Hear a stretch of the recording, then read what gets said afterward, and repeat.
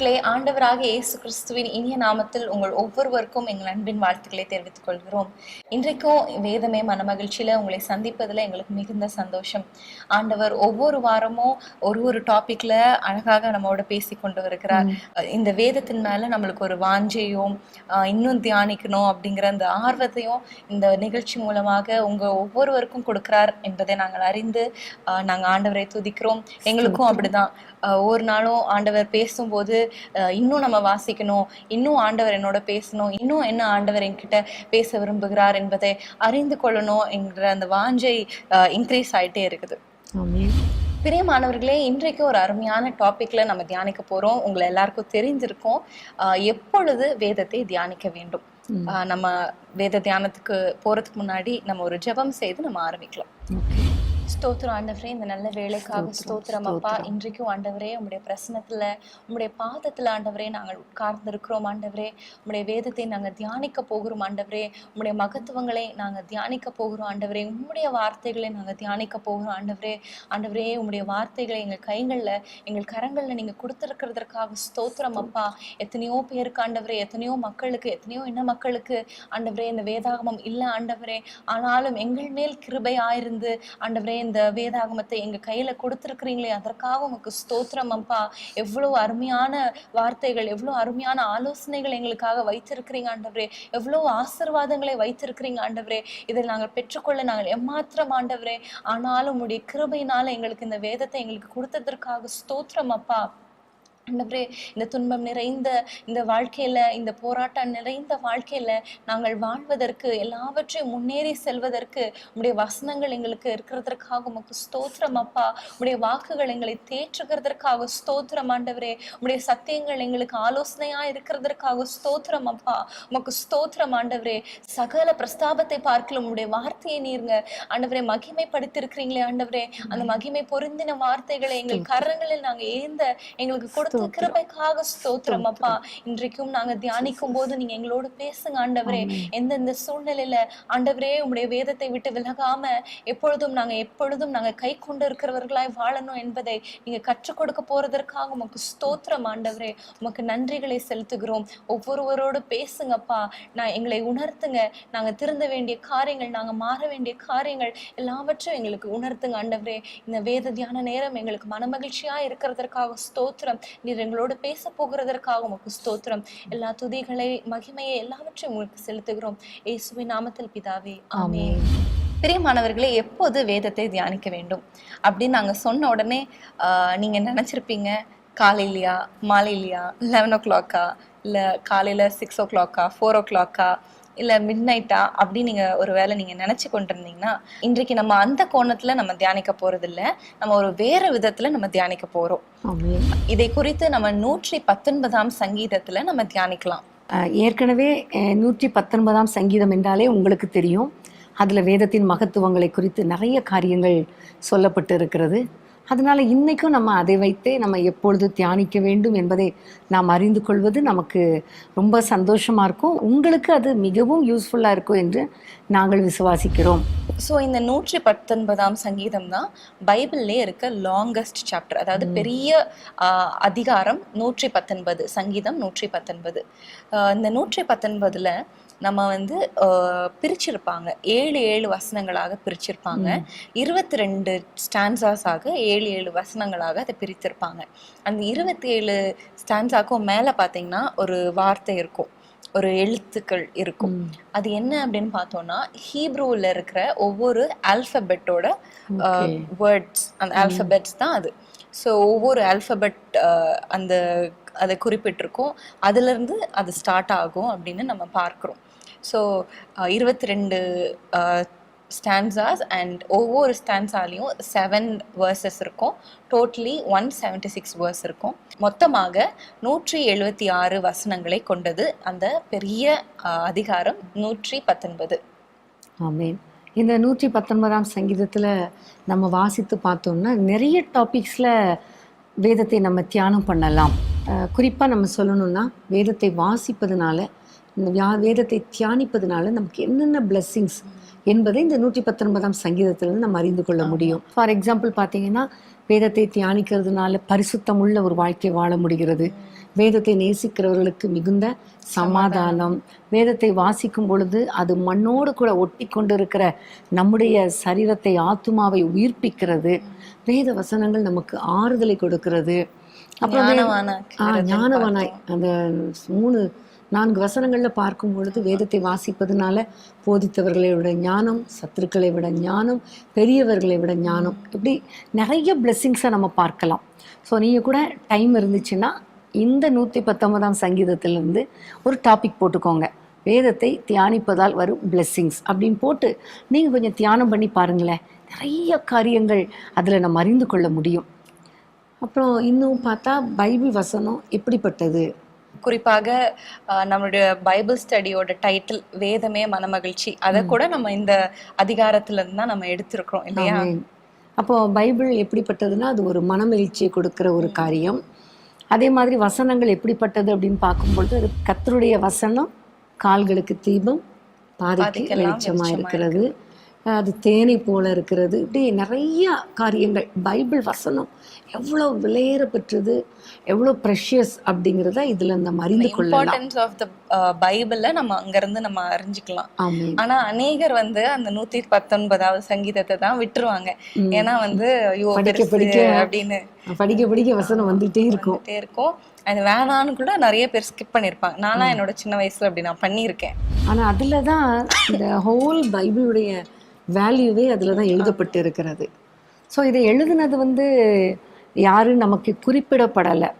சில சங்கீதங்களில் தாவீதின் சங்கீதம்னு இருக்கும், சில சங்கீதங்களில் ஆசாபின் சங்கீதம்னு இருக்கும், சில சங்கீதங்கள் மோசே எழுதின பாட்டுன்னு இருக்கும். ஆனால் இதில் வந்து யார் எழுதுனாங்கன்னே இல்லை. பட் வேத ஆராய்ச்சியாளர்கள் சொல்லும் பொழுது இந்த வே ஆஃப் ரைட்டிங் இல்லையா, அந்த ஸ்டைல், அதை பார்க்கும் பொழுது தாவீது எழுதின சங்கீதத்துக்கும் இந்த சங்கீதத்துக்கும் கொஞ்சம் ரிலேட்டடாக இருக்கிறதுனால ஒருவேளை இந்த சங்கீதத்தின் ஆத்தர் தாவீதா இருக்குமோ அப்படிங்கிற ஒரு எண்ணம் வந்தாலும் நம்ம கண்டிப்பாக அதை சொல்ல முடியாது. அதனால் சங்கீதக்காரனே சொல்கிறது பெஸ்ட்டு. ஓகே, ஸோ வேதத்தை எப்பொழுது தியானிக்கணும் அப்படிங்கிறது தான் இன்னைக்கு நம்மளோட டாபிக். ஸோ இந்த 119வது சங்கீதத்திலிருந்து நம்ம வந்து அதை அறிந்து கொள்ள போகிறோம். அஃப்கோர்ஸ் நிறைய வசனங்கள், நிறைய காரியங்கள் இந்த பைபிளில் இருக்கு எப்போ நம்ம தியானிக்கணும்னு சொல்லி. ஆனால் இன்னைக்கு நம்ம வந்து இந்த பர்டிகுலர் சாப்டரை எடுத்து அதுல இருந்து நம்ம தியானிக்கலாம். ஓகே, பெரிய மாணவர்களே, நம்ம முதலாவது ஒரு வசனத்தை வாசிக்கலாம். சங்கீதம் 119:23 வசனத்தை நான் வாசிக்கிறேன். பிரபுக்களும் உட்கார்ந்து எனக்கு விரோதமாய் பேசிக் கொள்ளுகிறார்கள், உமது அடியேனோ உமது பிரமாணங்களை தியானிக்கிறேன். இந்த வசனத்தை நம்ம வாசிக்கும் பொழுது பிரபுக்கள் எல்லாரும் உட்கார்ந்து சும்மா பேசி கொண்டிருக்கிறார்கள் இல்லை, விரோதமாய் பேசி கொண்டிருக்கிறார்கள் இந்த சங்கீதக்காரனுக்கு விரோதமாக. அப்போ அவர் சொல்லுகிறார், உமது அடியேனாகிய நான் உமது பிரமாணங்களை தியானிக்கிறேன். ஸோ நமக்கு விரோதமாக நிறைய பேர் விரோதமாக பேசலாம். இந்த சங்கீதக்காரன் சொல்கிறது போல நமக்கு விரோதமாக யார் யார் பேசினாலும் அதை பற்றி நம்ம கவலைப்படக்கூடாது. அந்த டைமில் நம்ம வேதத்தை தியானிக்க வேண்டும். ஆமேன். எஸ்பெஷலி இங்கே பார்க்குறோம் பிரபுக்கள் அப்படின்னு சொல்லும் போது நம்மளுக்கு மேலாக இருக்கிறவங்க, அது ஒரு வேளை வீட்டில் ஃபேமிலியில் இருக்கலாம், ஆர் மினிஸ்ட்ரியில் இருக்கலாம், ஆர் அவங்களோட ஒர்க் பிளேஸில் இருக்கிறோம். ஸோ யூஸ்வலி நம்ம எல்லாருக்கும் தெரியும், நம்மளுக்கு பிரபுக்கள் நமக்கு மேலே இருக்கவங்க கிட்ட நம்ம போய் ஈஸியாக போய் நம்ம வந்து நம்மளுடைய ஜஸ்டிஸை நம்ம போய் நம்ம நிரூபிக்க முடியாது. நான் இப்படி பண்ணலை, நீங்கள் ஏன் அப்படி பண்ணுறீங்க, எதுவுமே நம்ம கேட்க முடியாது. ஆனால் ஆண்டவர் தான் நம்மளுக்கு ஒரு அற்புதத்தை செய்ய முடியும். 161வது வசனத்திலே கூட நம்ம ஒரு காரியத்தை வாசிக்கிறோம். பிரபுக்கள் காரணமில்லாமல் என்னை துன்பப்படுத்தினார்கள், ஆனாலும் என் இருதயம் உமது வசனத்திற்கே பயப்படுகிறது. இதை நம்ம பார்க்கிறோம். ரீசனே இல்லாம, காரணம் இல்லாம என்னை துன்பப்படுத்துறாங்க அப்படின்னு பார்க்கிறோம். முதலாவது விரோதமாய் பேசுனாங்க அப்படின்னு நம்ம பார்க்கிறோம். ஸோ நமக்கு மேல இருக்கிறவங்க, நம்மளை விட பவர்லயும் அத்தாரிட்டிலையும் ஒருவேளை வயசுல கூட பெரியவங்க நமக்கு விரோதமாக ஒரு காரணம் இல்லாம பேசும்போதோ நம்மளை துன்பப்படுத்தும் போது நம்ம என்ன செய்ய வேண்டும்? நம்ம வேதத்தை தியானிக்கணும். ஸோ இதுலேருந்து நம்ம கற்றுக்கொள்கிற காரியம், நமக்கு மேலே நம்மளோட பிரபுக்கள், நம்மளுடைய சுப்பீரியர்ஸ், நம்மளோட லைஃப்பில் நம்மளோட மேலே இருக்கிறவங்க நமக்கு விரோதமாக துன்பப்படுத்தும் போதோ, காரணம் இல்லாமல் நம்மளை வந்து பேசும்போதோ நம்ம செய்ய வேண்டியது வேதத்தை தியானிக்கணும். தொடர்ந்து அடுத்த வசனத்தை நம்ம வாசிச்சோம்னா 24ஆம் வசனம், உம்முடைய சாட்சிகள் எனக்கு இன்பமும் என் ஆலோசனைக்காரருமா இருக்கிறது. ஸோ 23ஆம் வசனத்துல நம்ம பார்க்கிறோம், பிரபுக்கள் எனக்கு விரோதமாக பேசுறாங்க. அடுத்த வசனத்துல நம்ம பார்க்கிறோம், உம்முடைய சாட்சிகள் இன்பமும் ஆலோசனைக்காரருமா இருக்கிறது. பிரியமானவர்களே, நம்ம எல்லாருக்கும் தெரியும் 2 சாமுவேல்ல ஒரு வசனம் உண்டு, அந்நாட்களில் அகித்தோப்பேலின் ஆலோசனை தேவ வாக்கா இருந்தது. ஆனா அந்த அகித்தோப்பேலின் ஆலோசனை என்ன ஆகிறது, தாவீதுக்கு அது ஆப்போசிட்டா மாறிடுது. ஆனா இங்க பார்க்கிறோம், உம்முடைய சாட்சிகள் எனக்கு இன்பமும் ஆலோசனைக்காரருமா இருக்கிறது. ஹல்லேலூயா. நமக்கு ஆலோசனை நம்மளுக்கு எல்லாமே அகித்தோப்பேலோ எந்த மனுஷங்களும் தர தேவையில்லை. நம்மளுக்கு எல்லா ஆலோசனையும் பிரபுக்கள் நமக்கு விரோதமாக இருந்தாலும், அந்த தேவ வாக்கை போல இருந்தாலும் நமக்கு ஆண்டவருடைய ஆலோசனை இருக்கிறது. வேத வசனங்களை வாசிக்க வாசிக்க ஆண்டவர் நமக்கு ஆலோசனை கொடுப்பார். ஒரு பக்கத்துல பிரபுக்கள் ஆலோசனை பண்ணி கொண்டு இருப்பாங்க நமக்கு விரோதமா. ஆனா நம்ம ஆண்டவருடைய ஆலோசனைப்படி நம்ம நடக்க இந்த பைபிளை அதிகமா தியானிக்கணும். ஸோ பிரியமானவர்களே, முதலாவது நம்ம கற்றுக்கொண்டோம் எப்பொழுது வேதத்தை தியானிக்க வேண்டும். பிரபுக்கள், அதாவது நம்ம வாழ்க்கையில், நம்ம வேலையில், நம்ம லைஃப்பில் நமக்கு மேலே இருக்கிற சுப்பீரியர்ஸ் நமக்கு விரோதமாக பேசும்போதோ, காரணம் இல்லாமல் நம்மளை குற்றப்படுத்தும் போதோ, துன்பப்படுத்தும் போதோ வேதத்தை தியானிக்க வேண்டும். அவங்க எல்லாம் சேர்ந்து நம்மளுக்கு ஆலோசனை பண்ணாலும் ஆண்டவர் நமக்கு இந்த வேதத்தின் மூலமாக ஆலோசனை தர ஒரு வல்லவராக இருக்கிறார். இரண்டாவதாக ஒரு வசனத்தை நம்ம வாசிக்கலாம். 51ஆம் வசனம், அகந்தைக்காரர் என்னை மிகவும் பரியாசம் பண்ணியும் நான் உமது வேதத்தை விட்டு விலகினதில்லை. உண்மையிலே இது ரொம்ப அருமையான ஒரு வார்த்தை இல்லையா? அகந்தைக்காரர் பரியாசம் பண்றாங்க. அகந்தைக்காரர்னா பெருமைக்காரர். எப்பவுமே யார் நம்மளை பரியாசம் பண்ணுவாங்கன்னா, அவங்க பெரிய ஆள் அப்படின்னு நினைக்கிறவங்க பெருமைக்காரங்க தான் பரியாசம் பண்ணுவாங்க. ஸோ இந்த சங்கீதக்காரர் சொல்கிறாரு, அகந்தைக்காரர் என்னை பரியாசம் பண்றாங்க. காது கேட்குது பரியாசம் பண்றத. இன்னொரு பக்கம் பார்த்தா யார் மூலமாவது இவங்க அப்படி சொன்னாங்கன்னு வருது. ஆனா இவர் சொல்றாரு, நான் உமது வேதத்தை விட்டு விலகினதில்லை. அவங்க பரியாசம் எப்படி பண்ணாலும் அதை பத்தி எனக்கு கவலை இல்லை. நான் அந்த பைபிளை வாசித்துட்டே இருப்பேன். ஏனென்றால் முந்தின வசனத்தை வாசித்து பார்த்தீங்கன்னா 50ஆவது வசனத்துல, அதுவே என் சிறுமையில் எனக்கு ஆறுதல், உம்முடைய வாக்கு என்னை உயிர்ப்பித்தது. ஆமேன். பரியாசக்காரர்கள் பரியாசம் பண்ணுவாங்க. ஏன்னா இஷ்டத்துக்கு பேசுவாங்க. இன்னைக்கு உலகத்துல எவ்வளோ பேச்சு பேசுறாங்கல்ல. நம்ம வாழ்ந்தாலும் பேசுவாங்க, தாழ்ந்தாலும் பேசுவாங்க. இன்னொரு பக்கம் பார்த்தா வாழவும் விட மாட்டாங்க, சாகவும் விட மாட்டாங்க. ஆனா நமக்கு ஒன்னே ஒண்ணு, ஆண்டவருடைய வார்த்தைகளை விட்டு விலகக்கூடாது. ஏனென்றால் அந்த வார்த்தைகள் நமக்கு ஆறுதலை தரும். எவ்வளவு சிறுமைப்படுத்தப்பட்டாலும் இந்த வார்த்தைகளை பிடித்து கொள்ளும் பொழுது அது நமக்கு தைரியத்தை தரும், நமக்கு சந்தோஷத்தை தரும். அதனாலதான் பரியாசக்காரர்கள் பேசும் பொழுது கவலைப்படாம பைபிளை வாசித்துட்டே இருங்களேன். அந்த யார் யார் நமக்கு விரோதமா என்ன பேசுனாங்களோ அதெல்லாம் நம்ம மனசுல நிற்காது, வசனம் மட்டும்தான் நிற்கும். ஆமேன். அடுத்ததாக இன்னொரு வசனத்தை வாசிக்கலாமா? 55ஆம் வசனம், கர்த்தாவே, ராக்காலத்தில் உமது நாமத்தை நினைத்து உமது வேதத்தை கை கொள்கிறேன். ஸோ ராக்காலம் அப்படின்னு சொல்லும்போது ஒரு டஃப் டைம், ஒரு டார்க் டைம் இல்லையா? எல்லாருடைய வாழ்க்கையிலையும் அந்த மாதிரி ஒரு காலகட்டம் வரும். ஏன்னா ஆண்டவர் சொல்லியிருக்கிறார், இந்த உலகத்துல நமக்கு போராட்டம் உண்டு. ஸோ அந்த மரண இருளின் பள்ளத்தாக்கா இருக்கலாம், இல்ல வியாதியா இருக்கலாம், இல்ல பண கஷ்டங்களா இருக்கலாம், இல்ல குடும்பத்துல போராட்டங்களா இருக்கலாம். அந்த நேரத்துல இங்க நம்ம சங்கீதக்காரன் சொல்லுகிறார், ராக்காலத்தில் உமது நாமத்தை நினைத்து உமது வேதத்தை கை கொள்ளுகிறேன். ஹல்லேலூயா. ராக்காலத்துல நினைக்கிறது மாத்திரம் இல்ல, அதன்படி நடக்கிறார், கை கொள்ளுகிறார். எவ்வளவு ஒரு அருமையான வசனம் இல்லையா? என்ன நடந்தாலும், எந்த காலத்திலும், ராக்காலமா இருக்கலாம், சந்தோஷமான நாட்களா இருக்கலாம், வேதனையான நாட்களா இருக்கலாம், எந்த ஒரு பாயிண்ட் ஆஃப் டைம்லயும் நம்ம லைஃப்ல நம்ம வேதத்தை கை கொள்ளணும், அதை தியானிக்கணும். யோபுடைய வாழ்க்கையில ஒரு ரொம்ப ஆச்சரியமான ஒரு வசனம், அதை வாசித்தா நல்லா இருக்கும்.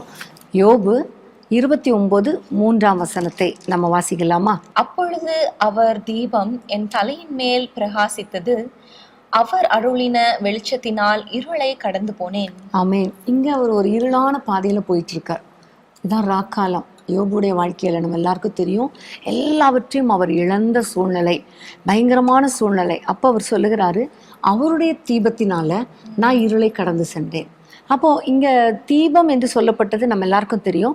119ஆம் சங்கீதம் 105ஆம் வசனம், வாசிக்கலாமா? 119, 105. உம்முடைய வசனம் என் கால்களுக்கு தீபமும் என் பாதைக்கு வெளிச்சமுமாய் இருக்கிறது. ஆமென். தீபம் அப்படின்னா கர்த்தருடைய வசனம். யோபு அந்த டஃப் டைம்ல, ராக்காலத்துல, இருளான பாதையில அவர் போய்கொண்டு இருக்கும் பொழுது இந்த தீபம், வசனமாகிய தீபம் அவருக்கு கால்களுக்கு வெளிச்சமா இருந்தது, பாதைக்கு வெளிச்சமா இருந்ததுனால அந்த இருளை கடந்து போனார். ஒருவேளை உங்க வாழ்க்கையில கூட நீங்க ஒரு இருளான பாதையில நீங்க போய் கொண்டு இருக்கலாம். சூழ்நிலை இருளா இருக்கலாம். அதாவது எந்த பக்கம் போறது, எந்த வழியில போறது தெரியாம ரொம்ப திகைக்கிறீங்கல்ல, அதுவே ஒரு இருள் தான். பாதையெல்லாம் இருளாய் தோன்றினாலும் அப்படின்னு ஒரு அருமையான ஒரு பாடல் உண்டு இல்லையா? ஸோ அப்படிப்பட்ட ஒரு வழியாக நீங்க போறீங்க அப்படின்னா ஒன்றை புரிந்து கொள்ளுங்க, இந்த நேரத்துல பைபிள் வாசிக்கணும். பைபிளை வாசித்தா கண்டிப்பா அந்த தீபத்தினால அந்த இருளை நம்ம கடந்து செல்ல முடியும். ஆனா உண்மையிலே நம்ம பார்த்தோம்னா நம்ம வாழ்க்கையில ப்ராக்டிக்கலி ஸ்பீக்கிங் நம்ம அந்தந்த மாதிரியான சுச்சுவேஷன்ஸ்ல போகும்போது நம்மளால பைபிள் வாசிக்கவே முடியாது. நம்ம மைண்ட் அப்படியே ஒரு பிளாக் ஆகி என்ன என் வாழ்க்கை ஏன் இப்படி நடக்குது, எனக்கு மட்டும் ஏன் இவ்வளோ பிரச்சனை, இதை நான் எப்படி நான் மேற்கொள்வேன், இந்த பிரச்சனையை நான் எப்படி நான் சால்வ் பண்ண போறேன், இந்த பிரச்சனையிலேருந்து நான் எப்படி மீண்டு வர போறேன் அப்படின்னு நினைக்கும் போது நம்மளால ஆண்டவரை தேடவும் முடியாது. ஈவன் ஜெபம் கூட நம்மளால வாயை திறந்து பேச முடியாது. மனசு ஃபுல்லா சஞ்சலத்தினால, கஷ்டத்தினால நிறைந்து இருக்கும்போது அந்த டிப்ரெஸ்டான ஸ்டேட்ல நம்மளால எதுவுமே பண்ண முடியாது.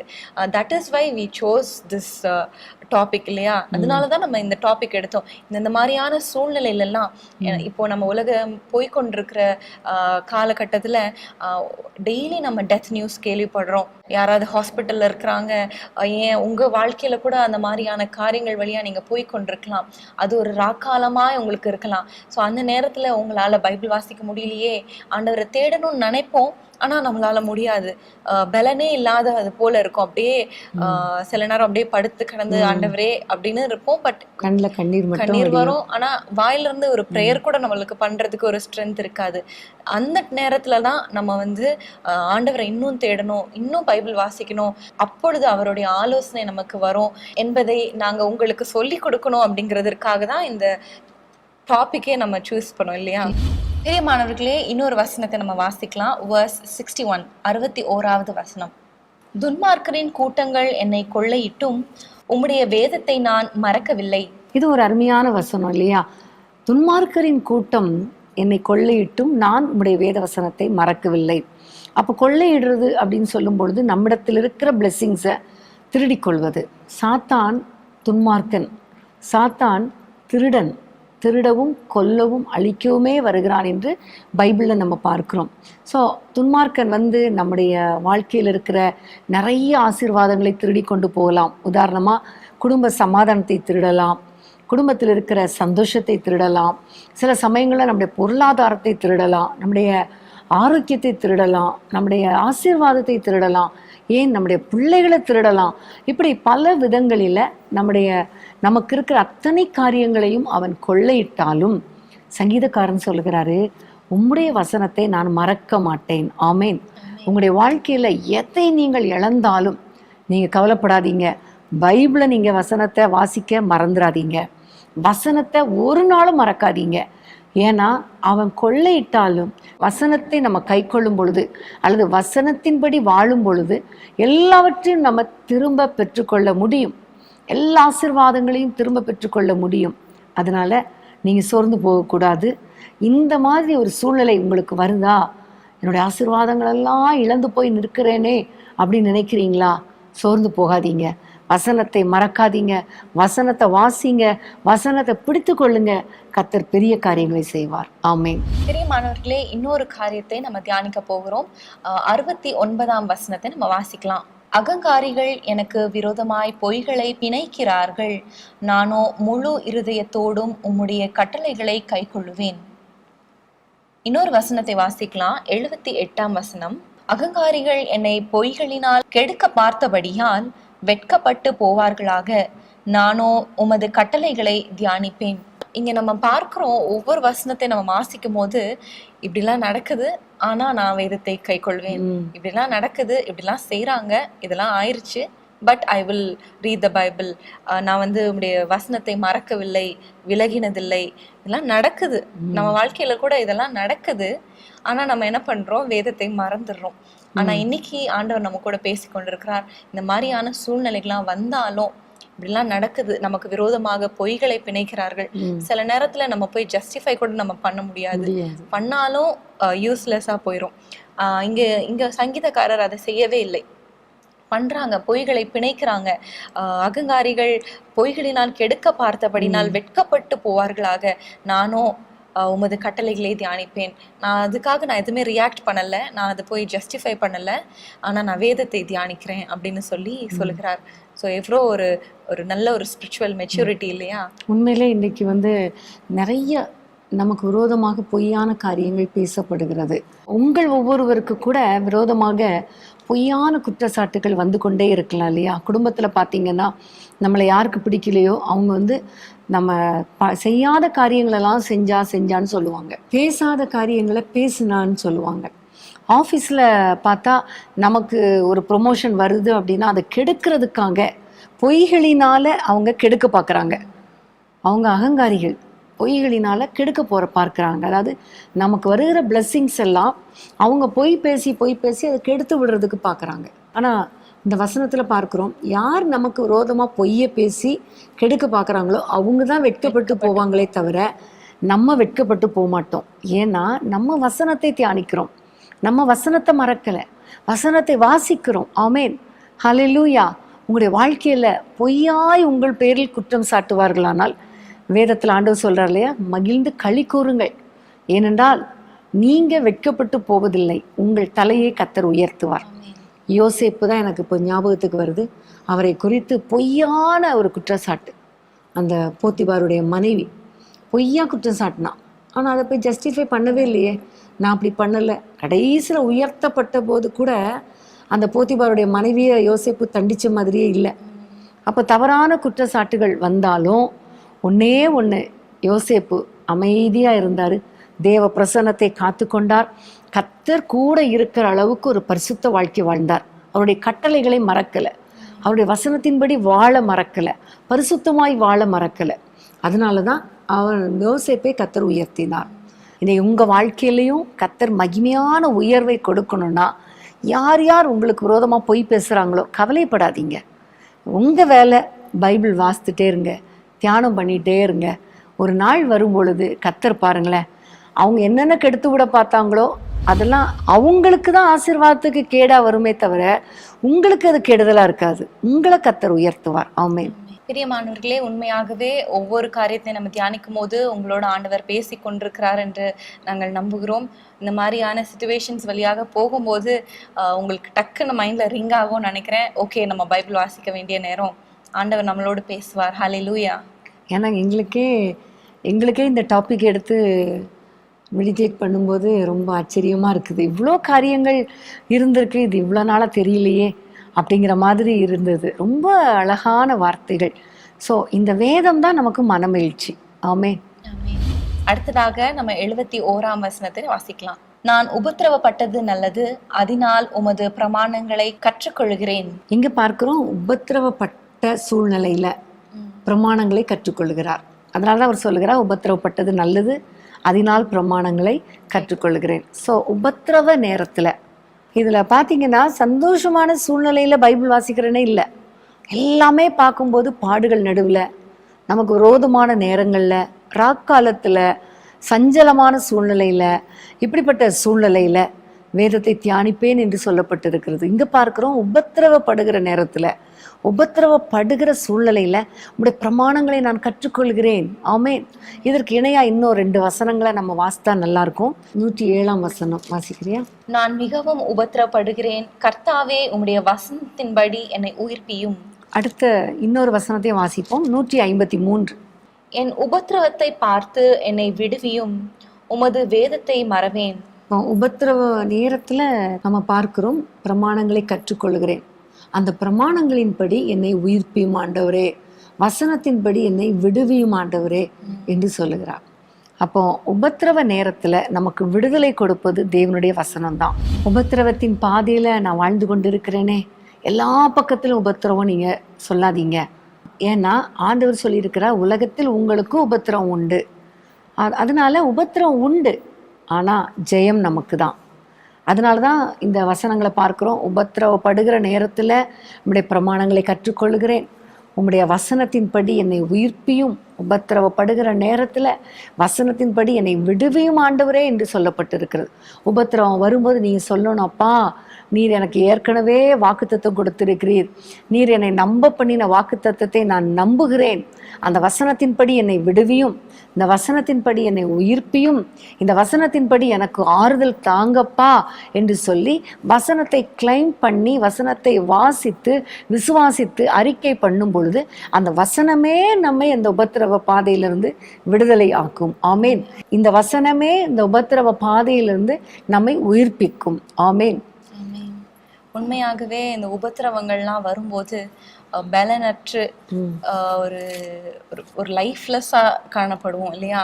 அந்த நேரத்துல இந்த வசனங்கள் தான் நம்மளை உயிர்ப்பிக்க முடியும், ஒரு பலனை நம்மளுக்கு தர முடியும், ஒரு உற்சாகத்தை தர முடியும் இந்த வார்த்தையினாலதான். லிட்டரலாக பார்த்தா அந்த வசனங்கள் உடலுக்கு ஆரோக்கியத்தை கொடுக்கிறது என்று சொல்லப்பட்டிருக்கிறது. உயிர்ப்பிக்கிறது அப்படிங்கும்போது எவ்வளோ ஒரு ஃப்ரெஷ் லைஃப்பை கொடுக்கறது. அதனால ஒவ்வொரு நாளும் இந்த உபத்திரவ நேரத்தில் உபத்திரவ பாதையில் வரும்பொழுது பிரமாணங்களை கற்றுக்கொள்ளுங்க, வசனத்தை கற்றுக்கொள்ளுங்க. கண்டிப்பாக ஒரு ஆறுதல் கிடைக்கும். ஏன்னா வேதத்தில் பார்க்குறோம், நம்முடைய வேதத்தை நேசிக்கிறவர்களுக்கு மிகுந்த சமாதானம். உபத்திரவ பாதையில் சமாதானம் இல்லாத சூழ்நிலையில் போகும் பொழுது வசனத்தை அதிகமாக வாசிங்க. அந்த வசனத்தினால உள்ளம் நிரப்பப்படும் பொழுது உள்ள இருக்கிற கவலை வேதனை எல்லாமே வெளியே போயிடும். ஒரு சின்ன ஒரு ஒரு காரியத்தை சொல்கிறேனே, இப்போ ஒரு பாட்டிலில் இங்கு பாட்டில் ஃபுல்லாக இங்க் இருக்குது. அப்போ அந்த டார்க்காக இருக்கும். அந்த நேரத்தில் அதை கிளியர் பண்ணணும்னா என்ன செய்யணும் அப்படின்னா, ஃப்ரெஷ் வாட்டர் உள்ளே ஊற்றணும். ஃப்ரெஷ் வாட்டர் உள்ளே ஊற்ற என்ன ஆகும்? அந்த இங்கெல்லாம் வெளியே போக ஆரம்பிக்கும், ஓவர்ஃப்ளோ ஆகி வெளியே போகும். கொஞ்சம் கொஞ்சமாக வெளியே போய் கடைசியில் பார்த்தா அந்த பாட்டிலில் இருக்கிற அந்த கரைகள் கூட கிளியர் ஆகி வெளியே போய் கடைசியில் பார்த்தா ஃப்ரெஷ்ஷாக இருக்கும்.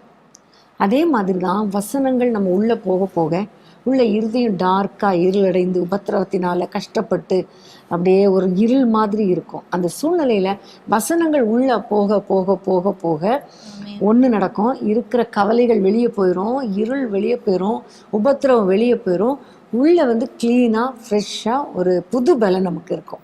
வேதமே நம்மளுக்கு மன மகிழ்ச்சி கூட. ஆமென்.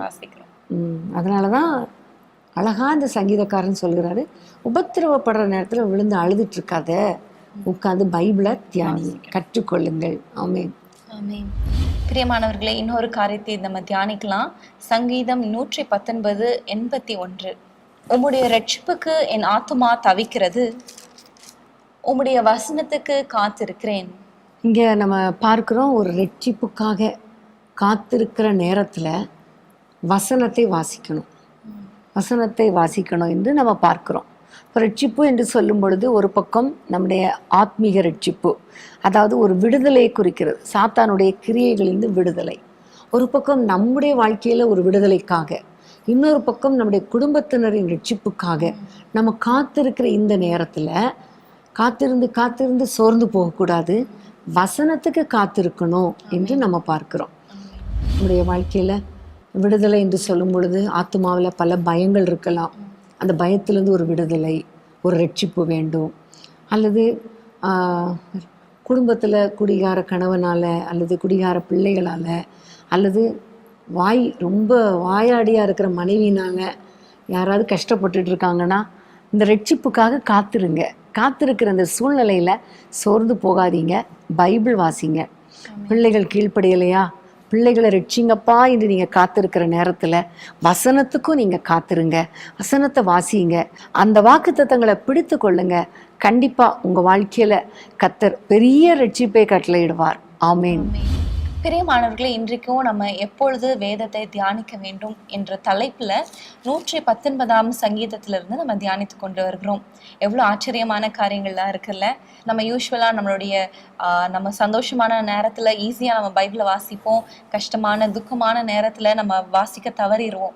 ஆனா இங்க சங்கீதக்காரன் எப்போல்லாம் நம்ம வேதத்தை வாசிக்கணும், நம்முடைய துன்பமான நேரத்துல, நமக்கு விரோதமாக ஆலோசனை பண்ணுகிற நேரத்துல, நமக்கு விரோதமாக பொய்களை பிணைக்கிற அந்த நேரத்துல, நம்ம ரட்சிப்புக்காக காத்திருக்கிற அந்த நேரத்துல, நம்ம உபத்திரவப்படுற நேரத்துல, எல்லாவற்றிலும் நம்ம வந்து வேதத்தை தியானிக்கணும் அப்படிங்கிறத நம்ம கற்றுக்கொண்டு வருகிறோம். இன்னும் எந்தெந்த நேரத்துலலாம் நம்ம வேதத்தை தியானிக்கணும் என்பதை நம்ம தொடர்ந்து தியானிக்க போகிறோம். ஆனா அதற்கு முன்பதாக ஒரு சிறிய இடைவேளை. வசனம் தியானிக்கையில் இதயமது ஆறுதலே காரிருளில் நடக்கையிலே தீபமாக வழி நடத்தும் காரிருளில் நடக்கையிலே தீபமாக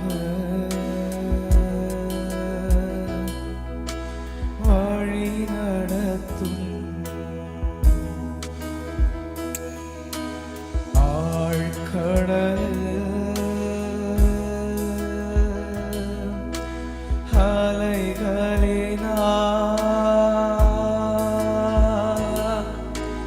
அசையும் போது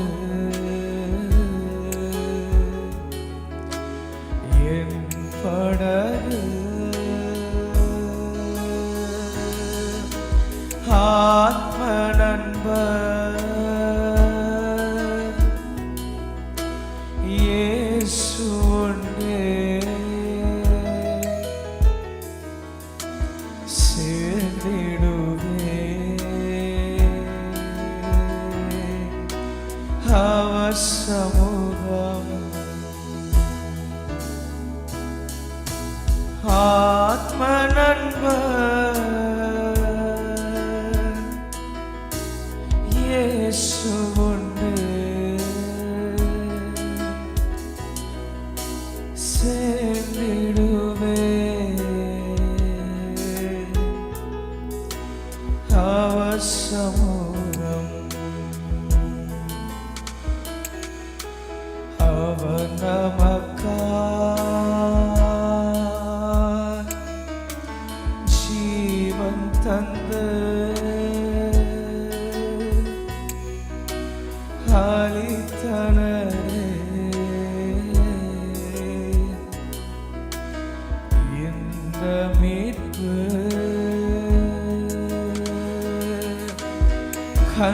கண்களினால் காண்கிறேனே இன்பக் காணான் தேசமதை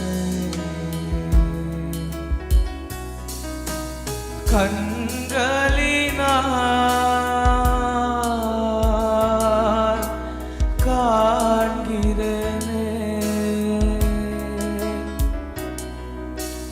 இன்பக் காணான் தேசமதை. பிரியமானவர்களே, மீண்டும் வேதமே மனமகிழ்ச்சியில உங்களை வரவேற்கிறோம். இன்றைக்கும் 119ஆம் சங்கீதத்திலிருந்து வேதத்தை எப்போல்லாம் நம்ம தியானிக்கணும், எந்த சமயத்துலலாம் வேதத்தை நம்ம தியானிக்கணும் அப்படின்னு சொல்லி நம்ம தியானித்து கொண்டிருக்கிறோம். உங்கள் ஒவ்வொருவருக்கும் மிகுந்த பிரயோஜனமா இருக்கும் நாங்கள் விசுவாசிக்கிறோம். தொடர்ந்து அடுத்த காரியத்தை நம்ம எப்பொழுது வேதத்தை தியானிக்க வேண்டும் என்பதை சங்கீதம் 119 85 87 வரைக்கும் நம்ம வாசிக்கலாம். உம்முடைய வேதத்துக்கு விரோதமாய் அகங்காரிகள் எனக்கு குழிகளை வெட்டினார்கள். உம்முடைய கற்பனைகள் எல்லாம் உண்மையாயிருக்கிறது. அநியாயமாய் என்னை துன்பப்படுத்தினார்கள். நீர் எனக்கு சகாயம் பண்ணும். அவர்கள் என்னை பூமியிலிராமல் நீக்கிவிட சற்றே தப்பிற்று. ஆனாலும் நான் உமது கட்டளைகளை விட்டு விடவில்லை. இங்க பார்க்கிறோம், அகங்காரிகள் குழிய வெட்டுறாங்க, நமக்கு விரோதமா குழிய வெட்டுறாங்க, அப்புறம் பயங்கரமா துன்பப்படுத்துறாங்க, பூமியில் இராதபடிக்கு அவங்க பிளான் பண்றாங்க. இந்த உலகத்தை விட்டே தூக்கிடணும்ப்பா அப்படின்னு பிளான் பண்றாங்க. ஆனா சங்கீதக்காரன் அழகாய் சொல்லுகிறார், நான் உமது கட்டளைகளை விட்டு விடவில்லை. அவங்க குழிய வெட்டினா என்ன, என்னை பூமியில இராதபடிக்கு என்னைய வெளியே தூக்கிடணும்னு பிளான் பண்ணா என்ன, என்னை துன்பப்படுத்தினா என்ன, நான் உம்முடைய கட்டளைகளை விட்டு விட மாட்டேன். அந்த கட்டளைகளை வாசிப்பேன், அதை தியானிப்பேன், அதன்படி நடப்பேன் என்று சொல்லி அவர் அழகாய் சொல்லுகிறார். உங்களுடைய வாழ்க்கையில கூட உங்களுக்கு விரோதமாக பயங்கரமா குழிய வெட்டலாம் மக்கள். அப்போ குழியெல்லாம் வெட்டும்போது ஒன்றை புரிந்து கொள்ளுங்க, குழிய வெட்டுற நேரத்துல பக்கத்துல யார் இருக்கா? ஆண்டவர் இருக்கார், அவர் பார்த்து கொள்வார். அதனால நான் கவலையே பட மாட்டேன். வேதத்தில் இன்னொரு வசனம் உண்டு, குழியை வெட்டுகிறவர்கள் அந்த குழியில் விழுவார்கள். யார் உங்களுக்கு விரோதமா கிரியை செய்கிறாங்களோ அந்த கிரியைகள் அவர்களுக்கு தான் போய் விழுமே தவிர உங்களுக்கு வராது. ஏன்னா நீங்கள் வேதத்தின்படி நடக்கிறவர்களாக இருக்கிறீர்கள். ஆமேன். வேதத்தின்படி நம்ம நடந்தால், அந்த கட்டளைகளின்படி நடந்தால், நமக்கு விரோதமாக யார் குழிய வெட்டினாலும் நமக்கு கவலை இல்லை. ஒரு பக்கம் மனிதர்கள் நமக்கு விரோதமாக நம்மளுடைய உயிரை பறிக்க, நம்மளை கீழே தள்ள, உதாரணத்துக்கு பார்த்தோம்னா மொர்தெகாயோடைய வாழ்க்கையில ஆமானும் மனைவி சிரேஷும் சேர்ந்து அவங்க ஒரு பிளான் பண்றாங்க. ஆனா அந்த பிளான் அவங்களுக்கே மாறிடுது. அதே போலதான் சாத்தான் கூட சில நேரத்துல நம்மளுடைய உயிரை பறிக்க, நம்மளை கீழே தள்ள சில காரியங்களை அவன் பிளான் பண்ணும்போது ஆண்டவர் அந்த சகல அந்த வான மண்டலத்தின் பொல்லாத ஆவிகளுடன் சேனைகளோட ஆண்டவர் நமக்காக யுத்தம் செய்து நமக்கு ஒரு வெற்றியை தர வல்லவரா இருக்கிறார். நம்ம செய்ய வேண்டியது வேதத்தை விட்டு விலகாம இருக்கணும். ஆமென். இதே மாதிரி தான் நம்ம இன்னொரு வசனத்தையும் வாசிக்க போறோம். 95ஆம் வசனம். துன்மார்க்கர் என்னை அழிக்க காத்திருக்கிறார்கள், நான் உமது சாட்சிகளை சிந்தித்துக் கொண்டிருக்கிறேன். ஆமென். இதுலயும் கூட நம்ம பார்க்கிறோம், துன்மார்க்கர் நம்மை அழிக்க காத்து கொண்டு இருக்கிறாங்க. எப்படா அழிக்கலாம், எப்படா இவங்க ஒரு வழி பண்ணலான்னு காத்துட்டு இருக்காங்க. அந்த நேரத்தில் இவர் சொல்றாரு, நான் உம்முடைய சாட்சிகளை சிந்தித்து கொண்டு இருக்கிறேன். யோசித்துட்டே இருக்கிற ஆண்டவரே, உங்களுடைய வசனத்தையே நான் வாசிக்கிறேன், வசனத்தையே தியானிக்கிறேன், வசனத்தையே யோசித்து கொண்டு இருக்கிறேன். ரொம்ப அழகா இருக்குல்ல. நடைமுறையில நம்ம பார்த்தோம்னா நமக்கு விரோதமாக குழிகளை வெட்டுறாங்க, நமக்கு விரோதமாக பேசுறாங்க, நமக்கு விரோதமாக பிளான் பண்றாங்கன்னா நம்ம எப்படி அதை யோசித்து கொண்டே இருப்போம். எவ்வளவு பதட்டமா இருக்கும், அதைதான் யோசிச்சுட்டு இருப்போம். அதைதான் யோசித்து கொண்டிருப்போம். எப்படி நம்ம இதை டீல் பண்ணலாம், இந்த காரியத்துல நம்ம என்ன பண்ணலாம், ஹவு டு எஸ்கேப், நம்ம எப்படி பேசணும், நம்ம யாரோட ஹெல்ப்பை போய் தேடலாம் அப்படின்னு நம்ம யோசிப்போம். ஆனா இங்க பார்க்கிறோம், ஆண்டவருடைய வசனத்தை சிந்தித்து கொண்டிருக்கிறாங்க. அந்த நேரத்துல டெஃபினெட்லி ஒரு மைண்ட் பிளாக் இருக்கும், நம்ம அதையே யோசித்து கொண்டிருப்போம். ஆனா இங்க நம்ம பண்ண வேண்டிய காரியம், ஆண்டவர் நம்ம கிட்ட எதிர்பார்க்கிறது அவருடைய வசனத்தை நம்ம சிந்திக்கணும். ஆமென். அடுத்ததாக நம்ம ஒரு வசனத்தை நம்ம வாசிக்கலாம். 110ஆம் வசனம், சங்கீதம் 119 110. துன்மார்க்கர் எனக்கு கண்ணி வைக்கிறார்கள், ஆனாலும் நான் உம்முடைய கட்டளைகளை விட்டு வழி தவறேன். இங்க பார்க்கிறோம், துன்மார்க்கர் எனக்கு கண்ணி வைக்கிறார்கள். இதுக்கு முன்னாடி பார்த்தோம், துன்மார்க்கர் குழி வெட்டுறாங்க, அப்புறம் துன்மார்க்கர் அழிக்க வகை தேடுறாங்க. இங்க பார்க்கிறோம், துன்மார்க்கர் கண்ணி வைத்தார்கள். கண்ணி எதுக்காக வைப்பாங்க அப்படின்னா பிடிக்கிறதுக்காக. அண்ட் அது மறைவா இருக்கும், மறைவான கண்ணி. பைபிள்ல இருக்கு மறைவான கண்ணி.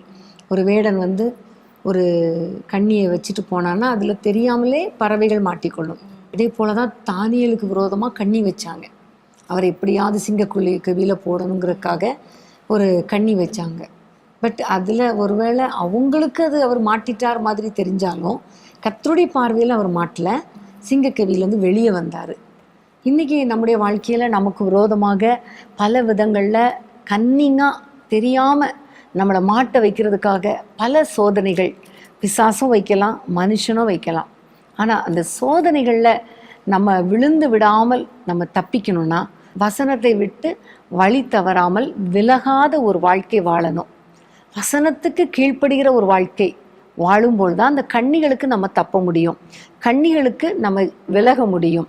அப்படியானால் வசனத்தை விட்டு விலகாத ஒரு வாழ்க்கை வாழணும்னா முதல்ல வசனத்தை வாசிக்கணும், அதை பிடித்து கொள்ளணும், அதன்படி நடக்கணும். நம்ம வேதத்துல வாசிக்கிறது போல கண்ணி தெரித்தது நாமோ தப்பினோம் என்ற வசனம் நம் வாழ்க்கையில நிறைவேறும். ஆமென். நம்முடைய அடிகளை ஆண்டவர் ஸ்திரப்படுத்துவார். ஆமென்.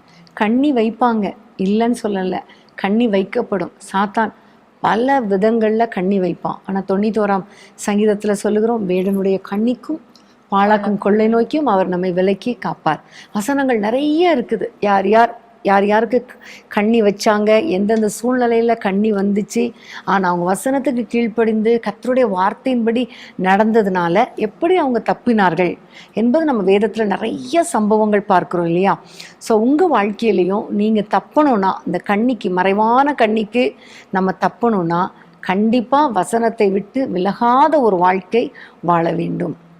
ஏவாள் கூட நம்ம பார்த்தோம்னா சாத்தான் வந்து ஒரு மறைமுகமா ஒரு கன்னிங்கா தான் வந்து அந்த ட்ராப்பை வந்து இந்த பழங்களை நீங்க சாப்பிடுங்க அப்படின்னு சொல்லி ஏவாள்கிட்ட பேசுவான். அந்த நேரத்துல ஏவாள் வந்து ஆண்டவருடைய வார்த்தையை அவங்க வந்து கை கொண்டிருந்தாங்கன்னா கண்டிப்பா அந்த கண்ணில அவங்க விழுந்திருக்க மாட்டாங்க. ஆண்டவருடைய வார்த்தையை அவங்க கவனிக்காம ஆண்டவருடைய வார்த்தையின்படி நடக்காததுனாலதான் அந்த ஒரு பிரச்சனை நடந்தது இல்லையா?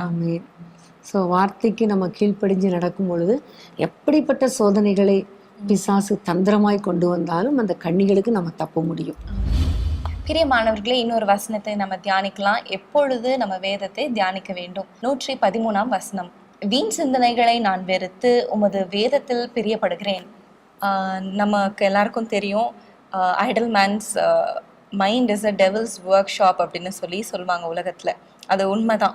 நம்ம சும்மா இருக்கும் போது தேவையில்லாத எண்ணங்கள், தேவையில்லாத சிந்தனைகள், வீண் சிந்தனைகள், கற்பனைகள் இதெல்லாம் நம்ம மைண்ட்குள்ள ஓடிட்டே இருக்கும் போது கடைசியில எண்ட் ரிசல்ட் என்ன ஆகும்னா, ஒன்று டிசப்பாயின்மெண்ட் இருக்கும், நம்மளுடைய வாழ்க்கை என்னடா இப்படி இருக்குது அப்படின்னு சொல்லி வருகிற ஒரு டிசப்பாயின்மெண்ட். அடுத்தது ஒரு டிஸாட்டிஸ்ஃபைடான ஒரு ஸ்டேட்டுக்கு நம்ம போயிடுவோம். என்ன இப்படி நம்ம என்னதான் பண்ணாலும் இப்படி இருக்குதே அப்படிங்கிற மாதிரி. ஆனா இங்க பார்க்கிறோம், வேதத்தில் பிரியப்படுகிறேன். வீண் சிந்தனைகள் நம்ம நிறைய நேரத்துல எப்படி ஆகுமோ, இப்படி ஆகுமோ, அப்படி ஆகுமோ, இப்படி ஆயிடுச்சுன்னா என்ன பண்றது, அப்படி ஆயிடுச்சுன்னா என்ன பண்றதுன்னு நிறைய வீண் சிந்தனைகள், பயமான சிந்தனைகள். இது எல்லா வயதினருக்கும் வரும்னு நான் நினைக்கிறேன். ஸோ இப்போ லாக்டவுன்ல எல்லாரும் வீட்டில் இருக்கிறோம். ஸோ அந்த நேரத்துல நிறைய பேருக்கு ஒர்க் ஃப்ரம் ஹோம் இருக்கு. இன்னும் நிறைய பேருக்கு வேலைகளை இழந்து வீட்டில் இருக்கிறீங்க. இப்போ குறிப்பா சொல்லணும்னா எல்லா ஸ்டூடெண்ட்ஸ்க்கும் லீவ். ஸோ எல்லாருமே வந்து நிறைய நேரம் சும்மா இருக்கிற நேரம். ஸோ இந்த சும்மா இருக்கிற நேரத்துல நிறைய சிந்தனைகள், நம்ம படுத்திருக்கிற போதும் சிந்தனைகள், நம்ம உட்கார்ந்துருக்கும் போதும் சிந்தனைகள், குளிக்கும் போதும் சிந்தனைகள், சாப்பிடும் போதும் சிந்தனைகள். ஏன் இப்போ கூட சில பேர் வந்து இதை கேட்டுக்கொண்டு பல விதமான காரியங்களை நீங்க யோசித்து கொண்டிருப்பீங்க. பிரியமானவர்களே, வேதம் சொல்லுகிறது, வீண் சிந்தனைகள் வரும்போது உங்களுடைய வேதத்துல ஆண்டவர் அங்க ஒரு மகிழ்ச்சியை தருகிறார். அங்க நம்ம வாசிக்கும் போது டெஃபினட்டா இந்த வீண் சிந்தனைகள் நம்மளுக்கு எந்த வகையிலையும் நம்மளுக்கு ஹெல்ப்ஃபுல்லாகவே இருக்காது. நம்மளுடைய யோசனைகள், நம்ம ஆண்டவர் நம்மளை மகிழ செய்யறதற்கு ஆண்டவருடைய வேதத்தை, அவருடைய வார்த்தையை கொடுத்துருக்கும் போது நம்ம ஏன் தேவையில்லாத காரியத்தை நம்ம சிந்தித்து கொண்டிருக்கணும்? வருங்காலத்தை குறித்து, இல்லைனா கடந்து போன காரியங்களை குறித்து, இல்லைனா நம்ம வாழ்க்கையை குறித்து எதுக்கு நம்ம பயப்படணும்? நம்ம யோசித்து கொண்டிருக்கணும் இல்லையா? ஸோ எப்போல்லாம் நீங்க வந்து உங்க மைண்ட் வந்து எங்கேயோ போயிட்டு இருக்குதோ, ஜோன்ட் அவுட் ஆறீங்களோ, நீங்க உடனே நீங்க உங்க பைபிள் எடுத்து வாசிங்க. ஒரு 5 வசனம் வாசிங்க. அந்த 5 வசனத்தை மனப்பாடம் பண்ண ட்ரை பண்ணுங்க. எழுதி வைத்து அதை திரும்ப திரும்ப வாசிச்சு ப்ராக்டிஸ் பண்ண நீங்க ட்ரை பண்ணலாம். ஆமீன். யாரை கெடுக்கலாம், என்ன பண்ணலாம், ஏது பண்ணலாம், இப்படிலாம் வீணா சிந்தனைகளை சாத்தான் கொண்டு வருவான். அவங்க வந்தாங்கன்னா அவங்கக்கிட்ட எப்படி பேசணும், எப்படி சண்டை போடலாம், இப்படி கூட சில சிந்தனைகள் வரும். அப்படி சிந்தனைகள் வரும்போது இந்த சிந்தனை கட்டுப்படுத்த முடியலையே.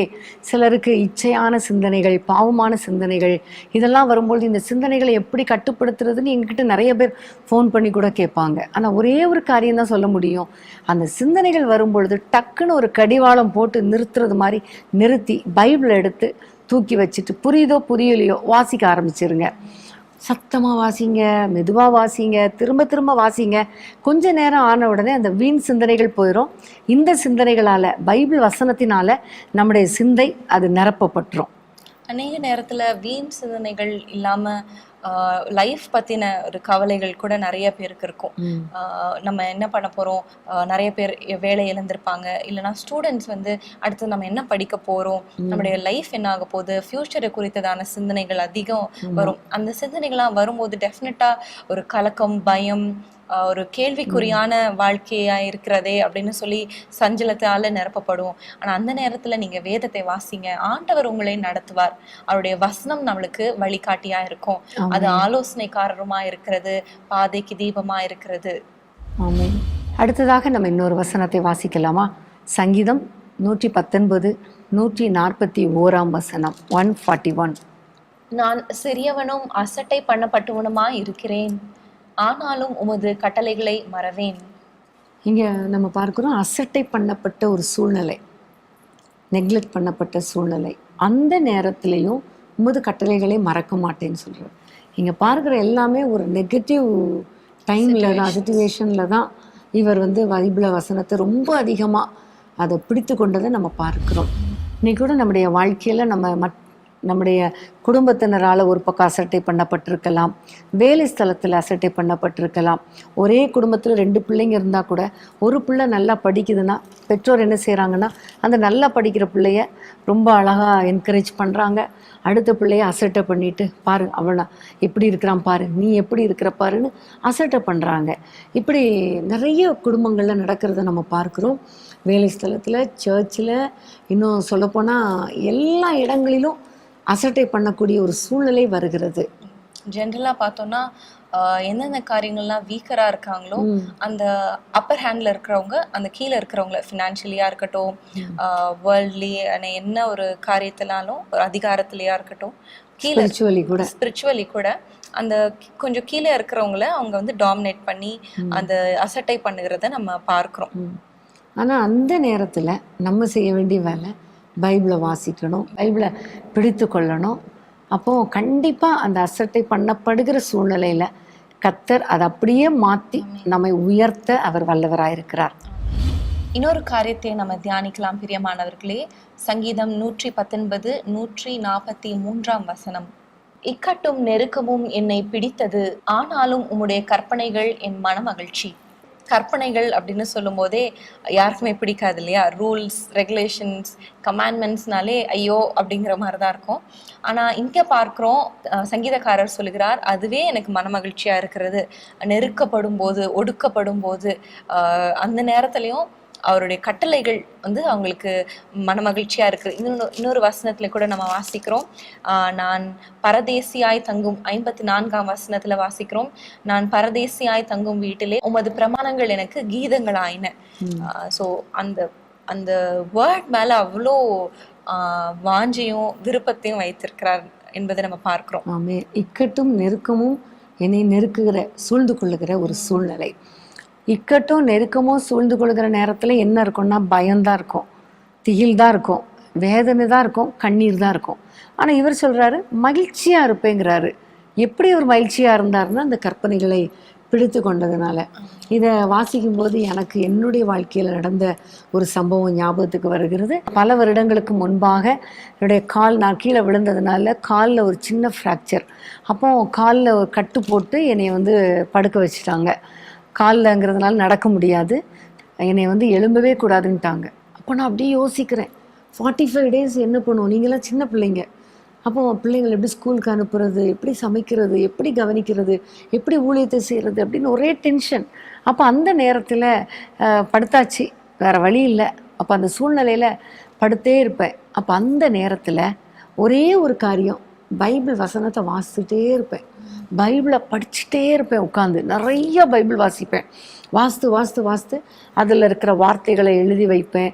அப்புறம் அதோடைய வாக்குத்தத்தங்களை எழுதி வச்சு, அந்த வாக்குத்தத்தங்களை எல்லாம், அதாவது பைபிளில் ஆதி ஆகமத்திலேருந்து கிட்டத்தட்ட என்னென்ன வாக்குத்தத்தங்கள் உண்டோ அதெல்லாம் அந்த இது பிரித்து பிரித்து பிரித்து பிள்ளைகளுக்கான ஆசீர்வாதங்கள், அப்புறம் பலவீன நேரங்களில் பொருளாதாரத்துக்கான இந்த மாதிரி அந்த டைரியில் பிரித்து எழுதி வச்சு அதை அறிக்கை பண்ணி வாஸ்து ஜெபிக்க எனக்கு ரொம்ப சந்தோஷமாக இருந்துச்சு.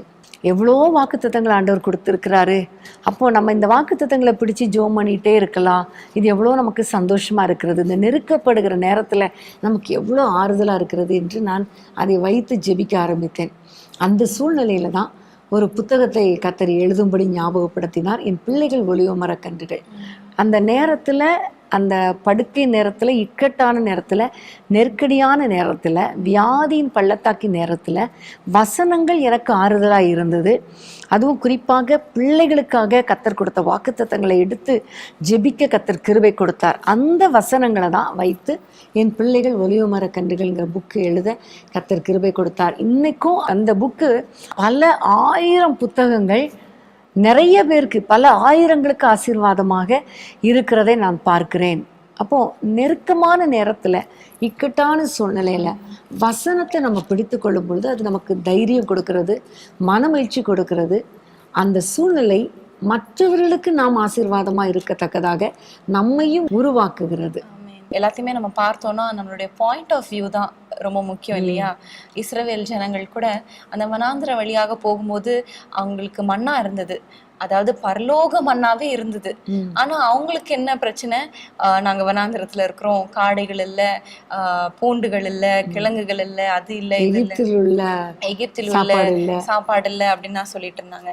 ஆண்டவருடைய மன்னாவே இருக்கு, அதாவது வசனம் இல்லையா? அங்க ஆண்டவரே வந்து அவங்களை வழி நடத்தி கொண்டு போகிறார். ஆண்டவரே மேகஸ்தம்பமாக இருக்கிறார், அக்னி ஸ்தம்பமா இருக்கிறாரு, அவருடைய மன்னாவை கொடுக்கிறாரு, மோசே மூலமாக பேசிக்கொண்டு அவங்களை வழி நடத்தி வருகிறார். ஆனாலும் அவங்களுடைய சிச்சுவேஷன்ஸ் தான் அவங்க பாக்குறாங்க. நிறைய நேரத்துல நம்ம ஒரு கோட்டை நம்ம படிச்சிருப்போம், don't go to God and say that Lord I have a big problem, go to your problem and say that I have a bigger God அப்படின்னு சொல்லி. அந்த ப்ராப்ளமை நம்ம பார்க்காம நமக்கு வந்து வசனம் இருக்கு. ஸோ அந்த பாயிண்ட் ஆஃப் வியூ ரொம்ப முக்கியம் இல்லையா? அந்த பிரச்சனைகள், சஞ்சலம், நெருக்கம், ஒடுக்கமே நம்ம பார்த்துட்டு இருந்தா அது மட்டும்தான் நம்மளுக்கு பெருசா இருக்கும். ஆனா ஆண்டவருடைய வசனமே இருக்கு, ஆண்டவரே நம்மளோட பேசுகிறார். இந்த வானத்தையும் பூமியும் படைத்தவர், நம்மளை ஒவ்வொரு நாளும் இயக்கி கொண்டிருக்கிற அந்த தேவன், நம்மளை படைத்த தேவன், அவரே நம்ம கூட இருக்கும்போது நம்ம எதுக்கு அதெல்லாம் பத்தி யோசிக்கணும் இல்லையா? நம்மளுக்கு வசனம் இருக்கிறது, அதுவே நம்மளுக்கு மனமகிழ்ச்சியா இருக்கும். நம்ம சங்கீதம் 119ஆம் சங்கீதத்தில் அப்படி லைனாக நம்ம பார்த்துட்டே வரோம். இப்போ பார்க்கும்பொழுது 157ஆம் வசனத்தை வாசிப்போமா? என்னை விரோதிக்கிறவர்களும் அநேகர், ஆனாலும் உம்முடைய சாட்சிகளை விட்டு விலகேன். இந்த சங்கீதக்காரனுக்கு நிறைய விரோதிகள், நிறைய சத்துருக்கள், நிறைய துன்பப்படுத்துகிறவர்கள், சுற்றிலும் சத்துருக்கள் தான். ஆனால் இவர் சொல்கிறார், நான் உம்முடைய சாட்சிகளை விட்டு விலக மாட்டேன். அதாவது சாட்சியின் வசனம், அதை விட்டு விலக மாட்டேன்னு சொல்கிறார்.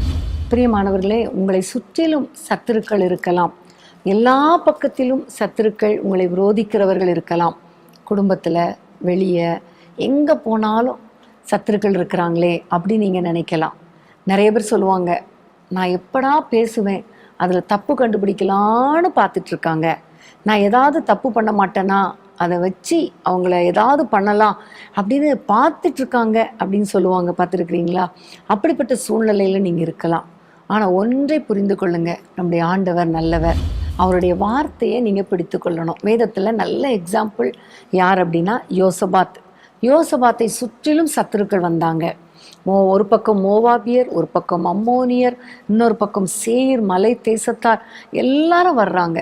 அப்படி வருகிற சூழ்நிலையில் சுற்றிலும் சத்துருக்கள் வந்த பொழுது அவர் ஆண்டவரை பார்த்து சொல்லுகிறார், ஆண்டவரே, நீர் ஆபிரகாமுக்கும் யாக்கோபுக்கும் ஈசாக்குக்கும் இந்த தேசத்தை கொடுப்பேன் என்று சொல்லி வாக்கு பண்ணினீரே என்று சொல்லி அவர் சொன்ன வார்த்தையை நினைப்பூட்டுகிறார். இப்போ இவங்கெல்லாம் வந்துட்டாங்களே, எங்களை துரத்தி விடும்படி வந்துட்டாங்களே, ஆனால் நீர் இந்த வாக்குத்தத்தம் கொடுத்திருக்கிறீரே என்று சொல்லி ஆண்டவரிடத்தில் அவருடைய வார்த்தையை நினைப்பூட்டின பொழுது கர்த்தர் எல்லாரையும் மடங்கடித்து போட்டதை நம்ம பார்க்கிறோம். அப்போ இந்த நாளில் உங்களுக்கு விரோதமாக சத்துருக்கள் சுற்றிலும் இருந்தாலும் வார்த்தையை பிடித்து கொள்ளுங்கள், வசனத்தை மறக்காதீங்க. ஆண்டவர் உங்களுக்கு இப்படி செய்வேன் என்று வாக்கு கொடுத்திருக்கிறாரே, அதை உறுதியாக பிடித்து கொள்ளுங்க. ஆண்டவரிடத்துல சொல்லுங்க, அப்பா என்னை கீழே விழத்தள்ளலான்னு எல்லாரும் நிற்கிறாங்கப்பா, ஆனால் எனக்கு ஒரே நம்பிக்கை உம்முடைய வசனம்தான். நீங்கள் எனக்கு இந்த வார்த்தையை கொடுத்துருக்கிறீங்க, நான் வெட்கப்பட்டு போக மாட்டேன்னு சொல்லியிருக்கிறீங்க, அதனால நான் வெட்கப்பட்டு போக மாட்டேன். நீ அசைக்கப்படுவதில்லைன்னு சொல்லியிருக்கிறீங்கப்பா, அதனால நான் அசைக்கப்பட மாட்டேன். நான் உன்னோடு கூட இருக்கிறேன், பயப்படாதேன்னு சொல்லியிருக்கிறீங்கப்பா, நான் பயப்பட மாட்டேன் ஆண்டவரே என்று சொல்லி ஆண்டவருடைய வார்த்தையை உறுதியாய் பிடித்து கொள்ளுங்க, மறந்து போகாதீங்க. இந்த நாளில் இந்த வசனத்தின்படியே நீங்கள் ஆண்டவரை பிடித்து கொள்ளும் பொழுது, விரோதிக்கிறவர்கள் இருந்தாலும் அந்த விரோதிக்கிறவர்கள் நடுவில் கர்த்தர் உங்களுக்கு ஒரு பந்தி ஆயத்தப்படுத்துவார். தாவீது ராஜா சொல்றார் இல்லையா, என் சத்துருக்களுக்கு முன்பாக ஒரு பந்தியை ஆயத்தப்படுத்துகிற தேவன் நம்மோடு கூட இருக்கிறார். சத்துருக்கள் விரோதமாக இருந்தாலும் சுற்றிலும் இருந்தாலும் நம்மை உயர்த்துகிற தேவன் நம்மோடு கூட இருக்கும்போது நமக்கு எதுக்கு கவலை? அவருடைய வார்த்தைகளை பிடித்து கொள்ளுங்கள். என்னை உயர்த்துங்கப்பான்னு சொல்லுங்க, நான் வெட்கப்பட மாட்டேன்னு சொல்லுங்க, என்னை நீதிமானாக்குற நீர் என்னோடு கூட இருக்கிறீர், நான் கவலைப்பட மாட்டேன்னு சொல்லுங்க. கண்டிப்பாக கர்த்தர் உங்களை உயர்த்துவார். பிரியமானவர்களே, கடைசியாக நம்ம ஒரு வசனத்தை வாசிக்கலாம். கடைசி வசனம் 176ஆம் வசனம். காணாமற் போன ஆட்டை போல வழி தப்பி போனேன், உமது அடியேனை தேடுவீராக, உமது கற்பனைகளை நான் மறவேன். இங்கே நம்ம பார்க்குறோம், ஒரு காணாமல் போன ஆட்டை போல வழி தப்பி போனேன். லூக்கால நமக்கு ஒரு சம்பவத்தை ஆண்டவர் சொல்லுவார் இல்லையா, மேய்ப்பனுக்கு கீழே இருந்த ஆடு தான், அந்த மந்தையோடு இருந்த ஆடு தான், திடீரென்று ஒரு நாள் அது வழி தப்பி போயிருச்சு. அப்போ மேய்ப்பன் போய் அதை தேடி கண்டுபிடித்து திரும்பவும் கொண்டு வருகிறார் என்று பார்க்கிறோம். இதே போல அநேக சூழ்நிலையில் ஆண்டவர் நம்மோடு கூட இருக்கிறார் என்று தெரிந்தும் கர்த்தர் தம்முடைய வசனத்தின் மூலமாய் நம்மை ஆசீர்வதிக்கிறார் என்பதெல்லாம் தெரிந்தா கூட நிறைய நேரங்களில் இந்த ஆடு போல வழி தப்பி போயிடுறோம். ஏன்னா உலக பிரச்சனைகளை பார்க்கும் பொழுது, உபத்திரவங்களை பார்க்கும் பொழுது, கவலைகளை பார்க்கும் பொழுது, போராட்டங்களை பார்க்கும் பொழுது ஆண்டவரை விட்டு நம்ம வழி விலகி போகிற சில சந்தர்ப்பங்கள் வந்து விடுகிறது. ஸோ அப்படி போயிடுறோம், வழி தப்பி போயிடுறோம். ஆனாலும் சங்கீதக்காரன் சொல்கிறார், நான் போயிட்டேன்ப்பா, ஆனால் என்னை தேடி கொண்டு வந்துருங்க. இந்த சூழ்நிலையில் இந்த கற்பனைகளை நான் மறக்க மாட்டேன் ஆண்டவரே.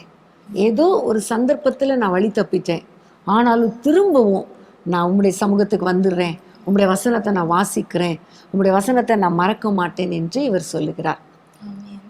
இதுல இன்னொரு காரியத்தை கூட நான் பார்க்குறேன். சில நேரத்துல நம்ம வந்து நம்மளுடைய ஸ்பிரிச்சுவல் ஸ்டேட் எங்க இருக்கோன்னே நம்மளுக்கு தெரியாது. அப்போ நம்ம அந்த வேதத்தை வாசிக்கும் போது ஆண்டவர் நம்மளுக்கு கற்றுக் கொடுப்பார், இந்த காரியத்துலலாம் நம்ம மாறணும், இந்த காரியத்துலலாம் நம்ம வந்து மனம் திரும்பணும். அப்படி நம்மளுக்கு வந்து நாமே ஆராய்ந்து அதை சரி செய்ய இந்த வேத வசனம் நமக்கு உதவியா இருக்கும் இல்லையா? அன்னைக்கு நேரத்துல நம்ம செல்ஃப் ரைச்சஸா இருப்போம், நம்ம கரெக்டா தான் இருக்கும். ஆனா அந்த வேதத்தை வாசிக்கும் போதுதான் ஆண்டவர் நம்மளை உணர்த்துவார், ஆவியானவர் நம்மளுக்கு கற்றுக் கொடுப்பார். இந்த காரியத்துல நம்ம வந்து குறைவுபட்டிருக்கிறோம், இந்த காரியத்துல நம்ம தவறாக பேசிட்டோம் அப்படின்னு சொல்லி ஒரு சின்ன காரியமா இருந்தாலும் ஆண்டவர் நம்மளுக்கு கற்றுக் கொடுப்பார். இந்த காரியத்தை குறித்து நீ சொல்லும் பொழுது எனக்கு இன்னொரு சம்பவம் ஞாபகத்துக்கு வருகிறது. இந்த காணாமல் போன ஆடு, அந்த சம்பவத்துக்கு அடுத்த சம்பவம், வெள்ளிக்காசு காணாமல் போயிடுச்சு. அப்போ அந்த ஸ்திரீ தன்னுடைய ஒரு வெள்ளிக்காசை தொலைத்து போன பொழுது அதை அப்படியே விட்டுறல. அவன் என்ன செஞ்சான்னா, விளக்கை கொளுத்தி வீட்டை பெருக்கி தேடி கண்டுபிடித்தாள். ஸோ விளக்கை கொளுத்தின்னு சொல்லும் பொழுது விளக்கு வசனத்துக்கு அடையாளமாக இருக்கிறது. ஸோ வெளிச்சம் இருந்தால் தெரியும் நம்ம எங்கே இருக்கிறோம். ஸோ கட்டளையே விளக்கு, வேதமே வெளிச்சம் என்று பைபிளில் நம்ம பார்க்குறோம் இல்லையா? ஸோ இந்த பைபிளுடைய அடிப்படையில் நம்ம பார்க்கும் பொழுது நீ சொன்ன மாதிரி எங்கே நம்ம தவறி இருக்கிறோம் என்பதை நம்ம அறிந்து கொள்ளலாம். வெளிப்படுத்தலில் எபேசு சபைக்கு சொல்லும் பொழுதும் நீங்கள் இந்த நிலைமையிலேருந்து விழுந்தீங்க என்பதை அறிந்து நீங்கள் திரும்பவும் எழும்புங்கன்னு சொல்லுகிறார். ஆதியில் இருந்த அன்புக்கு திரும்புங்கன்னு சொல்கிறாரு. ஸோ பைபிளை படித்தா நமக்கு எல்லா காரியங்களையும் கர்த்தர் கற்றுக் கொடுப்பார். இன்னொரு வசனத்தை நம்ம வாசிக்கலாம், 67ஆம் வசனத்தை. நான் உபத்திரவப்படுவதற்கு முன் வழி தப்பி நடந்தேன், இப்பொழுதோ உம்முடைய வார்த்தையை காத்து நடக்கிறேன். ஸோ இங்க வந்து நம்ம அறிந்து கொள்கிறோம், நம்ம உபத்திரவப்படுகிறதற்கும் நம்ம தான் காரணம், நம்ம வழி தப்பி நடந்ததுனால தான். ஆனால் இப்பொழுது நான் உங்களுடைய வார்த்தையின்படி நடக்கும்போது தேவரீர் நல்லவரும் நன்மை செய்கிறவருமா இருக்கிறீர், உமது பிரமாணங்கள் எனக்கு போதியும் அப்படின்னு கற்பனைகளின்படி நடக்கும்போது ஆண்டவர் நம்ம என்ன வழியில நடக்கணும், எந்த பாதையில நடக்கணும்னு சொல்லி தருவாரு. சில சமயங்கள்ல நம்ம வழி தப்பி நடக்கும்போது உபத்திரவங்கள் வரும். ஆனா நம்ம ஆண்டவர்கிட்ட திரும்பி வசனத்தை வாசிக்கும் போது ஆண்டவர் நம்மளுக்கு போதித்து நடத்துவார், என்ன வழியில நடக்கணும் அப்படின்னு சொல்லி. ஆமென். பிரியமானவர்களே, இந்த 119வது சங்கீதத்துல நம்ம எந்தெந்த சூழ்நிலையெல்லாம் வேதத்தை நம்ம தியானிக்கணும், வாசிக்கணும், அவருடைய வார்த்தைகளை கைக்கொள்ளணும், அவருடைய வார்த்தையை நம்ம சிந்திக்கணும் அப்படின்னு சொல்லி நம்ம பார்த்தோம். அநேக நேரத்துல இந்தந்த சமயங்கள்லாம் நம்ம வந்து வேதத்தையோ நம்ம ஜெபத்தையோ ஆண்டவரையோ நம்ம தேட மாட்டோம். மனிதர்களை நாடுவோம், இல்ல தனிமையிலேயே நம்ம வந்து நேரத்தை ஸ்பெண்ட் பண்ணி துக்கத்திலேயே நம்ம இருந்துருவோம். அதை தான் நம்ம 92ஆம் வசனத்துல வாசிக்கிறோம். உமது வேதம் என் மன மகிழ்ச்சியா இராதிருந்தால் என் துக்கத்திலே அழிந்து போயிருப்பேன் அப்படின்னு நம்ம வாசிக்கிறோம். உண்மையாகவே எவ்வளவு உண்மையா இருக்கு இல்லையா? ஆண்டவருடைய வேதம் தான் நம்மளுக்கு மன மகிழ்ச்சி. அதுதான் நம்மளை உயிர்ப்பிக்கிறது, சரியான வழியில நம்மை நடத்த அது உதவியா இருக்கிறது. இன்னைக்கு நம்ம ஒரு அருமையான காரியத்தை கற்றுக்கொண்டிருக்கிறோம் இல்லையா? ஆண்டவர் நம்மளோடு பேசி கொண்டிருக்கிறார். அநேக நேரத்துல நம்ம துக்கம் வரும்போது, கஷ்டங்கள் வரும்போது நம்ம சோர்ந்து போய் படுத்து விடுறோம், அழுறோம், ஆண்டவரை தேடாம இருக்கிறோம், பைபிளை வாசிக்க மாட்டேங்கிறோம். ஆனா இன்றைக்கு ஆண்டவர் நம்மளுக்கு சொல்லி கொடுக்கிறார், எந்த சூழ்நிலைனாலும், எவ்வளோ பாதகமா இருந்தாலும், எவ்வளோ சீரியஸ்லி டேஞ்சரஸான ஒரு சிச்சுவேஷனா இருந்தாலும் ஆண்டவருடைய வேதத்தை நம்ம தியானிக்கிறோம். குழியிலே இறக்குறாங்க, குழியே வெட்டுறாங்க, நான் பூமியில இராதபடி செய்யறாங்க, ஆனாலும் ஆண்டவரே உங்களுடைய வேதத்தை நான் மறக்க மாட்டேன் அப்படின்னு ஆண்டவர் சங்கீதக்காரர் சொல்லுகிறார். குடும்ப வாழ்க்கையில கூட நிறைய சூழ்நிலைகள் இதே பாதையில, இந்த துக்கத்தை கொண்டு வருகிற பாதையில நீங்க கடந்து போகும்போது அசட்டை பண்ணப்படலாம், பரியாசம் பண்ணப்படலாம், நிந்திக்கப்படலாம், அவமானப்படுத்தப்படலாம், உங்களுக்கு விரோதமா ஆலோசனையே பண்ணலாம். ஆனா அந்த சூழ்நிலையில உடனே நீங்க யோசித்து கொள்ளுங்க, இந்த வேத தியானத்தை மறந்துடாதீங்க. ஓகே, நம்ம பைபிள் எடுத்து வாசிக்கலாம், அவங்க பேசிட்டு போட்டோம், நம்ம பைபிள் வாசிக்கலாம் அப்படி சொல்லி நீங்க உடனே பைபிள் எடுத்து வாசித்து பாருங்க. ஒரு மனமகிழ்ச்சியை ஆண்டவர் கொடுப்பார். எப்படி தப்பிக்கணுங்கிறத வழிய போக்கை உங்களுக்கு கற்றுக் கொடுப்பார். ஆமென்.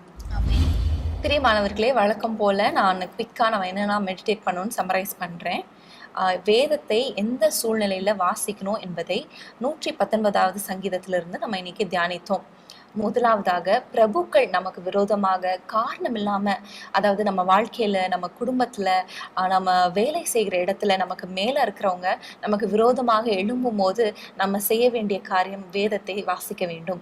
இரண்டாவதாக, நம்மளை பரியாசம் பண்ணும் போது நம்ம வேதத்தை வாசிக்க வேண்டும். ஏன்னா 50ஆம் வசனத்துல நம்ம வாசிக்கிறோம், அவருடைய வசனமே நம்முடைய சிறுமையில ஆறுதலா இருக்கிறது என்பதை நம்ம பார்க்கிறோம். அடுத்ததாக, காலத்துல, அதாவது தனிமையான சூழ்நிலையில, ரொம்ப கஷ்டமான சூழ்நிலையில ஆண்டவருடைய வேதத்தை நம்ம வாசிக்கும் போது அது நமக்கு ஆறுதலாயும் நம்மளுக்கு ஆலோசனைக்காரருமா இருக்கும். இன்னொரு காரியத்தை நம்ம பார்த்தோம், துன்மார்க்கர் நம்மளை கொள்ளையிடும் போது, அதாவது சாத்தான் நம்முடைய வாழ்க்கையில இருக்கிற ஆசீர்வாதங்கள், சமாதானம், சுகம், இது எல்லாவற்றும் கொள்ளையிடும் போதும் நம்ம ஆண்டவரை நோக்கி அவருடைய வேதத்தை நம்ம தியானிக்கிறவர்களாய் காணப்பட வேண்டும். இன்னும் முக்கியமா பார்த்தோம்னா, நமக்கு விரோதமாக பொய்களை பிணைக்கும் போது, பொய்யான காரியங்களை சொல்லி நம்ம கீழே தள்ளணும் அப்படின்னு நினைக்கும் போது நம்ம அவங்களோட போராட தேவையே இல்லை.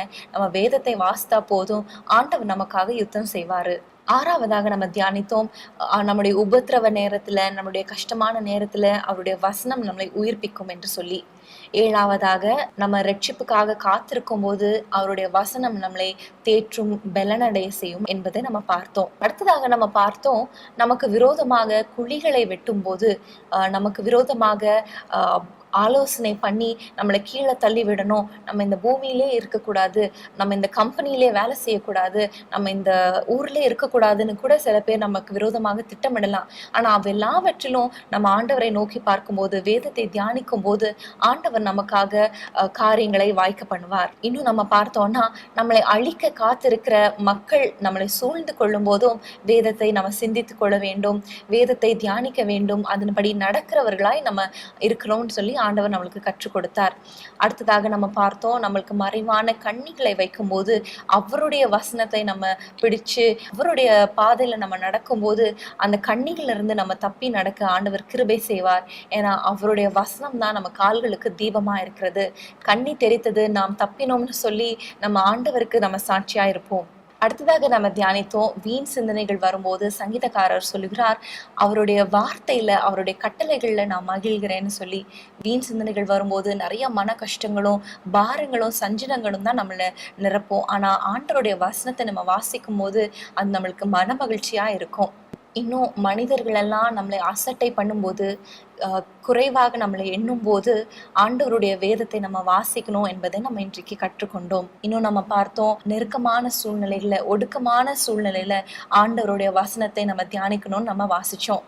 அடுத்ததாக நம்ம பார்த்தோம், துன்பப்படுத்துகிறவர்கள், விரோதிகள் எல்லாம் அநேகராக இருக்கும்போது, எல்லா பக்கத்திலும் நம்ம நெருக்கப்படும் போதும் ஆண்டவருடைய வசனத்தை நம்ம கை கொண்டு அதன்படி நடக்கிறவர்களாய் காணப்பட வேண்டும் என்பதை பார்த்தோம். கடைசியாக நம்ம பார்த்தோம், ஆண்டவரை விட்டு வழி விலகி காணாமல் போன ஆட்டை போல நம்ம இருக்கும்போது அவருடைய வசனங்கள் நம்ம எங்க இருக்கோம் என்பதை நம்மளுக்கு சுட்டி காட்டி, நம்மளை உணர்த்தி, கண்டித்து உணர்த்தி, நம்ம நடக்க வேண்டிய வழிகளை நம்மளுக்கு காட்ட அவருடைய வசனம் நமக்கு இருக்கிறது என்பதை நம்ம பார்த்தோம். பிரியமானவர்களே, இவெல்லாவற்றிலும் நம்ம பார்த்தோம்னா, நம்ம துன்பப்படும் போது, நம்ம வேதனையான, நெருக்கமான, கஷ்டமான சூழ்நிலையில போகும்போது எல்லாவற்றிலும் ஆண்டவருடைய வசனத்தை நம்ம கை கொள்ள வேண்டும் என்பதை தான் நம்ம இன்னைக்கு கற்றுக்கொண்டோம். அநேக நேரத்துல நம்ம இதுல தவறி விடுகிறோம் இல்லையா? கஷ்டங்களும் சஞ்சலங்களும் வேதனைகளும் வரும்போது நம்ம வேதத்தையோ ஆண்டவரையோ நம்ம தேடுகிறது இல்லை. நம்ம கண்ணீர்லயே மூழ்கி போயிடுறோம். மனிதர்களுடைய வார்த்தைகளையும், மனிதர்களுடைய கம்ஃபர்ட்டையும், மனிதர்களுடைய அரவணைப்பையும் நம்ம நாடிக்கொண்டிருக்கிறோம். ஆனா இன்னைக்கு ஆண்டவர் நம்மளுக்கு சொல்லி கொடுத்திருக்கிறார், எல்லாவற்றிலும் ஆண்டவருடைய வசனம் நம்மளுக்கு மனமகிழ்ச்சியை தர போதுமானதா இருக்கிறது. ஹல்லேலூயா. உண்மையிலே இந்த வேத தியானம் நமக்கு மிகவும் ஆசீர்வாதமாக இருந்தது. ஒவ்வொரு வார்த்தைகள் மூலமாகவும் ஆண்டவர் நம்மோடு கூட பேசினார். ஸோ நம்முடைய வேத தியானம் ரொம்ப இம்பார்ட்டன்ட். வசனத்தை வாசிக்கணும், வசனத்தை நேசிக்கணும், வசனத்தின்படி வாழ நம்மை அர்ப்பணிக்கணும். அடிக்கடி அந்த வசனத்தை பிடித்து கொள்ளணும், வசனத்தை மறக்கக்கூடாது, வசனத்தை விட்டு விலகக்கூடாது. இப்படி நிறைய காரியங்களை நம்ம கற்றுக்கொண்டோம். குறிப்பாக பிரியமானவர்களே, இன்றைக்கு நீங்க கற்றுக்கொண்ட இந்த பாடத்தையும் மறந்து விடாதீங்க. ஒரு தீர்மானம் நம்ம எல்லாருமே எடுக்கலாம். நமக்கு சஞ்சலம் வரும்போது, கஷ்டம் வரும்போது, கண்ணீர் நம்ம கண்களில் வரும்போது, நம்மளை நிந்தையாய் மக்கள் பேசும்போதும் நம்ம ஒரு தீர்மானம் எடுக்கலாமா? ஆண்டவரே, நான் யாரையும் நம்பி போக மாட்டேன், எந்த மனுஷனையும் நான் தேடி போக மாட்டேன், நான் துக்கமுகமாய் உட்கார மாட்டேன், ஆனா உங்களுடைய வேதத்தை நான் வாசிப்பேன், தியானிப்பேன், அதன்படி நடப்பேன் அப்படின்னு சொல்லி நீங்க ஒரு தீர்மானம் எடுங்க. ஆண்டவர் கண்டிப்பாக அதன்படி வாழ, நம்ம அதை கடைசி வரைக்கும் நம்ம அதுல உறுதியா இருக்க ஆண்டவர் நம்மளுக்கு கிருபை செய்வார். ஆண்டவர் நம்மளை தேற்றுவார். அவருடைய வசனம் நம்மளை தேற்றும். இந்த காரியத்தை எல்லாம் கர்த்தருடைய கரத்தில் ஒப்பு கொடுத்து, அதே போல நம்ம வாழ தீர்மானித்து ஆண்டவருடைய கரத்தில் அர்ப்பணித்து நாம் ஜெபிப்போமா? ஸ்தோத்திரம் ஆண்டவரே, நன்றியோடு துதிக்கிறோம் அப்பா. இந்த வேளையிலே அப்பா, நாங்கள் இவ்வளவு நேரமாக இந்த 119ஆம் சங்கீதத்திலிருந்து உம்முடைய வசனங்களை எந்தெந்த சூழ்நிலையில் வாசிக்கணும், எப்பொழுதெல்லாம் அந்த வசனங்களை விட்டு விலகக்கூடாது, எப்பொழுதெல்லாம் உடைய வசனங்களை பிடித்து கொள்ள வேண்டும் என்று அழகாக எங்களுக்கு கற்றுக் கொடுத்தீரப்பா. இந்த தியான வேளை எங்களுக்கு மிகவும் ஆசீர்வாதமாக இருந்ததற்காக உமக்கு ஸ்தோத்திரம் கர்த்தாவே. எங்களோடு இணைந்து இந்த வசனங்களை தியானித்த உம்முடைய பிள்ளைகள் ஒவ்வொருவரையும் ஆசீர்வதிங்கப்பா. இந்த நாட்கள் ஒரு இராக்காலம் போல இருக்கிறதப்பா. உபத்திரவங்கள் நிறைந்த காலம், இக்கட்டு நிறைந்த காலம்தான், துன்மார்க்கர் நிறைந்திருக்கிற காலம், அகங்காரிகள் பொய் பேசுகிறவர்கள் எங்களுக்கு விரோதமாக எழும்புகிற ஒரு நாட்கள் தான் ஆண்டவரே. ஆனாலும் எங்களுக்கு தெரியும், உம்முடைய வசனங்கள் எங்களுக்கு மன மகிழ்ச்சி, உம்முடைய வசனங்கள் எங்களுக்கு ஆறுதல், உம்முடைய வசனங்கள் எங்களுக்கு ஒரு வழியையும் விடுதலையும் கொடுக்கிறது என்பதை நாங்கள் அறிந்திருக்கிறோம் அப்பா. இந்த வசனங்களின்படி வாழ எங்களுக்கு கிருபை தாரும். எப்படிப்பட்ட உபத்திரவங்கள் வந்தாலும் அந்த உபத்திரவங்கள் வந்தது எங்களுக்கு நல்லது, அதனாலும் இது பிரமாணங்களை கற்றுக்கொள்கிறேன் என்று சொல்லப்பட்டது போல ஆண்டவரை தொடர்ந்து உம்முடைய வார்த்தைகளை கற்றுக்கொள்ள, உம்முடைய வசனங்களின்படி நடக்க, வசனங்களுக்கு நடுங்க எங்கள் ஒவ்வொருவருக்கும் கிருபை கொடுப்பீராக ராஜா. அப்பா, உமக்கு நன்றி தகப்பனே. இன்றைக்கு இருக்கிற சூழ்நிலை ஒரு பயங்கரமான சூழ்நிலையா இருக்கிறதப்பா. எல்லா பக்கத்திலும் மரண பயம், மரண இருளப்பா ஆண்டவரே. எல்லா பக்கத்திலும் மரண ஓலங்கள் கர்த்தாவே. ஆனா இப்படிப்பட்ட சூழ்நிலையில உம்முடைய வார்த்தை மட்டும்தான் எங்களுக்கு ஆறுதல், உம்முடைய வார்த்தை மட்டும்தான் எங்களுக்கு ஆண்டவரே ஒரு வழியை காட்டுகிறதப்பா. அதற்காக உமக்கு ஸ்தோத்திரம். இந்த வார்த்தையை ஒவ்வொரு நாளும் தியானிக்கிறவர்களாக, இந்த வார்த்தையை பிடித்து கொள்ளுகிறவர்களாக, இந்த வார்த்தையின்படி நடக்கிறவர்களாக, இந்த வார்த்தையை மறக்காத ஒரு வாழ்க்கை வாழ எங்கள் ஒவ்வொருவருக்கும் கிருபை கொடுப்பீராக.